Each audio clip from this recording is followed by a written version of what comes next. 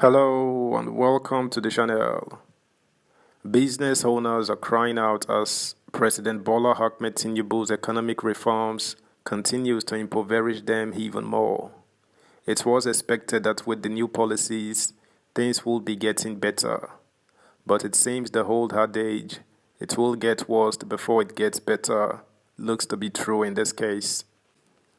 Subscribe, like, share, and comment. Thank you.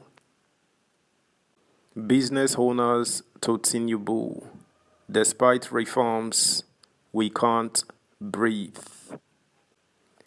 Manufacturers, micro, small, and medium enterprises, MSMEs, operators, business leaders, and economic groups yesterday sent a Save Our Soul to President Bola Ahmed Tinubu on the need to cushion the harsh effects of the new administration's economic policies on businesses, lives, and livelihoods.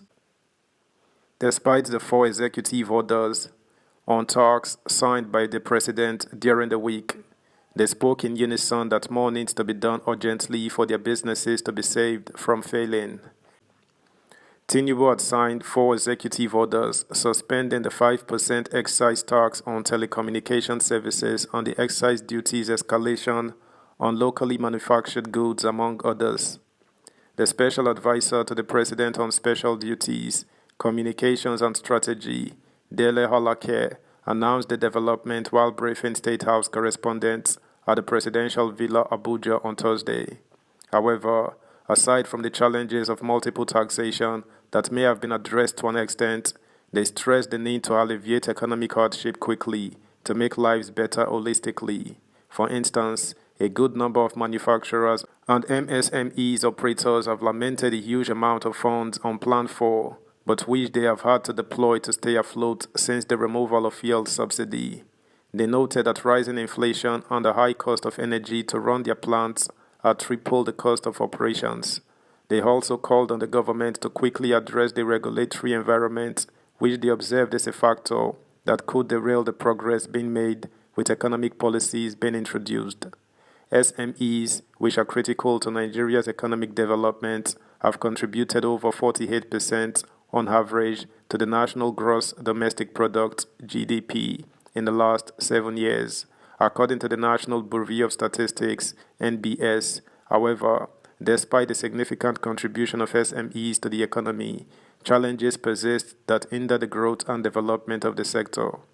Some of the manufacturers listed some of these to include lack of skilled manpower, multiplicity of taxes, and high cost of doing business, among others.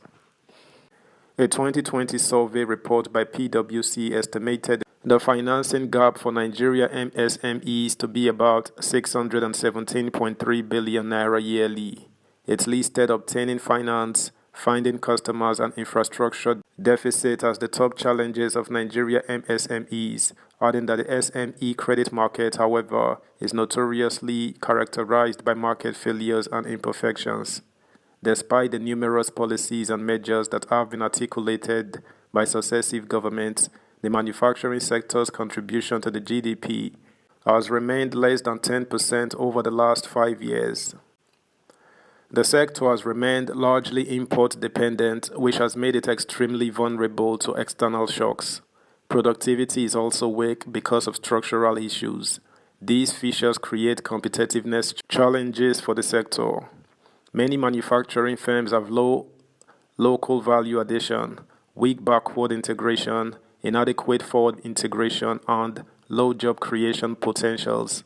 All of these have consistently weakened the impact of the sector on the economy and the development process.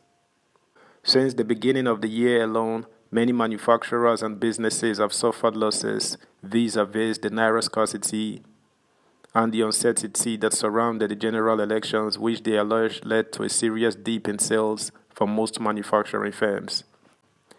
The Director General of the Manufacturers Association of Nigeria, Man Segun Ajayi Kadir, had hinted that the protracted scarcity of naira notes led to a 25% dip in sales of manufactured goods.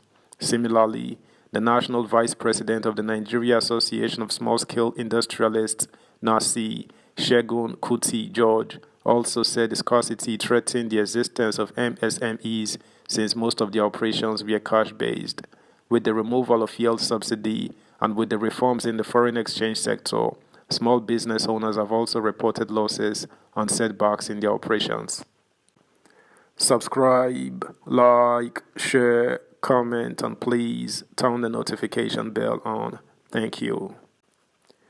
The president of the Association of Small Business Owners of Nigeria, ASBON, Dr. Femi Egbeshola, said the consequent hike in the pump price of fuel has led to a sharp drop in sales, resulting in decrease in liquidity.